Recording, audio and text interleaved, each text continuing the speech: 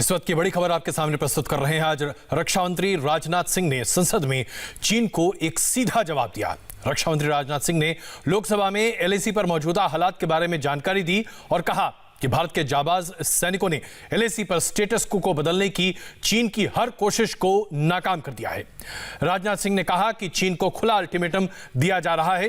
राजनाथ सिंह ने कहा कि चीन एक बार गौर से समझ ले कि भारत के जवानों ने हर बार उसे मुंहतोड़ जवाब दिया है और आगे भी देते रहेंगे। लद्दाख के फॉरवर्ड लोकेशन पर हमारी दो टीमें इस वक्त मौजूद हैं। हमारे संवाददाता अमित पालित और उसके साथ साथ हमारे संवाददाता मनीष इस वक्त मौजूद हैं। उनकी ये रिपोर्ट देखिए, आप अंदाजा लगा पाएंगे और समझ पाएंगे कि एलएसी पर आज भारत की तैयारी कैसी है। भारतीय वायुसेना का कॉम्बैट एयर पेट्रोल है। MiG-29 अपग्रेडेड Su-30 लगातार इस समय कॉम्बैट एयर पेट्रोल करते हुए एरिया को डोमिनेट कर रहे हैं। दरअसल ये भारतीय वायुसेना की रणनीतिक डोमिनेंस है, जो कि 826 किलोमीटर के लाइन ऑफ एक्चुअल कंट्रोल पर कॉम्बैट एयर पेट्रोल के जरिए चाइनीज PLA के होतान, शिगासे, गारगुंसा और कासगर एयर बेसिस पर जो उनके bombers J-20, J-8, J-11 diploid हैं, उनको काउंटर करने की भारतीय वायुसेना की तैयारी है।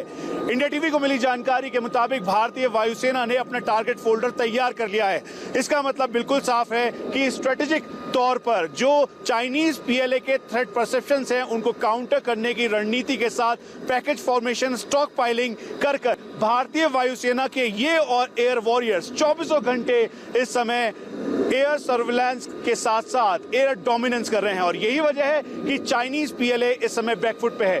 ठीक सामने Su-30 MKI को यहाँ पर रणनीतिक तौर पर डिप्लॉय किया गया है। ये एयर डिफेंस ग्राउंड अटैक के रोल में यहाँ पर है। उसके साथ हम आपको ये भी बता दें कि MiG-29 अपग्रेडेड और उसके अलावा जो फाइटर एयरक्राफ्ट हैं, उनका डिप्लॉयमेंट इसी बात से यहाँ पर किया गया है ताकि अगर कहीं से भी कोई चुनौती होती है तो उससे निपटा जा सके। वहीं एक तरफ जहां रणनीतिक तौर पर ये एयरबेस बहुत ही इंपॉर्टेंट है, क्योंकि फॉरवर्ड लाइन पर चिनूक, जिसे फेदर वेट कहा जाता है, दरअसल उसको डिप्लॉय किया गया है और फेदर वेट के जरिए जो C-17 ने सामान को यहां पर डीलोड किया है, अब हाई ऑल्टीट्यूड एरियाज में उनको ले जाया जाएगा।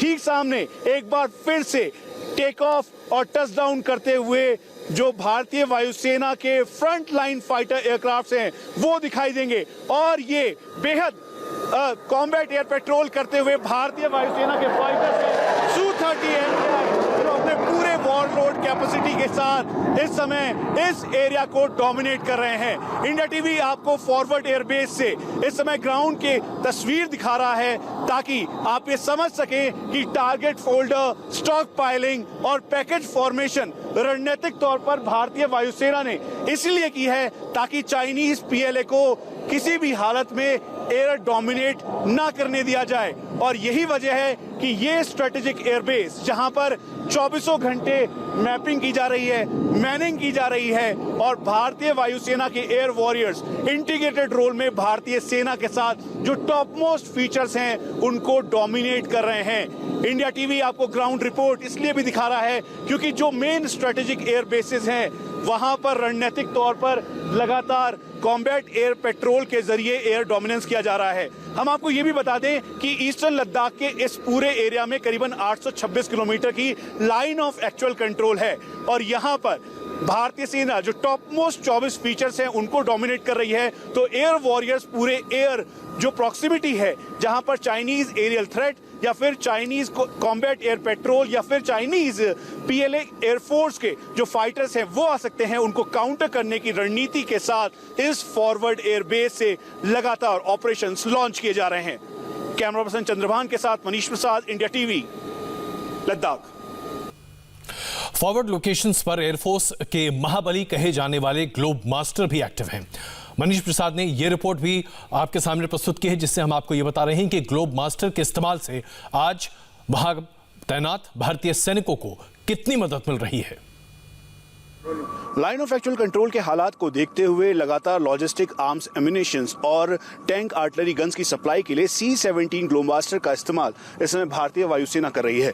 हम इस समय फॉरवर्ड एयरबेस पर हैं और ये स्ट्रेटेजिक एयरबेस है और इसी वजह से हम आपको इस जगह का नाम नहीं बता रहे, लेकिन ठीक सामने C-17 ग्लोबमास्टर, जिसे स्काईलॉट कहा जाता है, दरअसल वो अब इन फॉरवर्ड एयरबेसिस पे लगातार लैंडिंग और टेक ऑफ उनकी जारी है। ये अपने साथ करीबन 77 टन की लोड कैपेसिटी के साथ फॉरवर्ड लोकेशंस पर लगातार लैंड कर रहे हैं। यहाँ तक कि हम आपको बता दें कि जो अलग अलग लोकेशन से टैंक लेकर आए थे वो यही ग्लोब मास्टर लेके आए थे।